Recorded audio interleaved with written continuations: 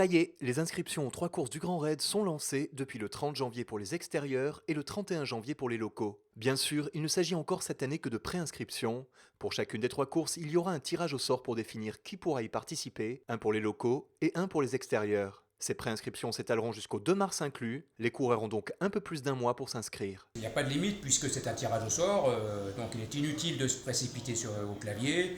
Les préinscriptions se font en ligne sur notre site internet www.grandraid-réunion.com. La limite étant le 2 mars, il n'y a aucune limite du nombre de préinscrits. Le tirage au sort, ou plutôt les tirages au sort, auront lieu le lundi 6 mars au siège de l'association. Pour les locaux, 1250 places sont attribuées sur le Grand Raid, 1000 sur le Trail de Bourbon et 1000 sur la Mascareigne. Pour les extérieurs, hors étrangers, 1100 places sont attribuées sur le Grand Raid, 500 sur le Trail de Bourbon et 500 sur la Mascareigne. Sur ces quotas des extérieurs, la moitié seulement des places seront toutefois tirées au sort, l'autre moitié sera automatiquement attribuée aux coureurs qui prendront le package proposé par le partenaire voyagiste de l'organisation. On a aussi l'opération Bourbon Voyage qui consiste à commercialiser des packages pour les coureurs qui viennent de l'extérieur, pour la moitié du quota qui leur est prévu. Alors je prends un exemple, sur le Grand Raid, nous avons 1100 places de prévues pour le Grand Raid pour les extérieurs, dont 550 commercialisables par Bourbon Voyage sur les packages et 550 au tirage au sort. Concernant les courses qualificatives, une nouveauté, il faudra désormais justifier sur le Grand Raid de 2 courses réalisées sur les 2 dernières années. Il y a quelques nouveautés qui changent par rapport à l'an dernier, à savoir par exemple que pour la Diagonale des Fous, on exige d'avoir couru au moins 2 trails qui ouvrent 85 points chacun entre le 1er juillet 2015 et le 30 juin 2017.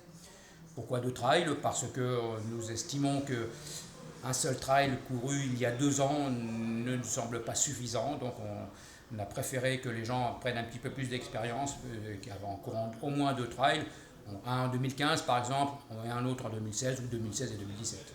Concernant le Trail de Bourbon, une seule course de 75 points reste suffisante. Pour la Mascareigne, il n'est toujours pas demandé cette année de course qualificative. Je rappelle la règle de calcul, 1 km de distance vaut 1 point et 100 mètres de dénivelé positif valent également 1 point. Et on additionne l'ensemble des 2 résultats. Et on doit avoir au moins 85 points sur une course terminée, bien entendu.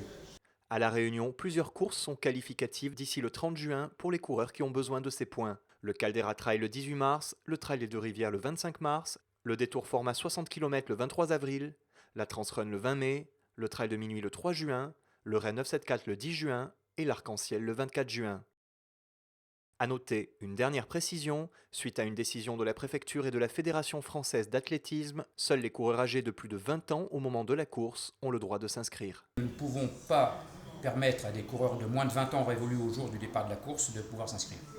Donc cette année, et je pense les années suivantes, les coureurs de 18 à 20 ans ont malheureusement peu de chances de s'inscrire chez nous, mais ça leur laisse le temps de se préparer en tout cas.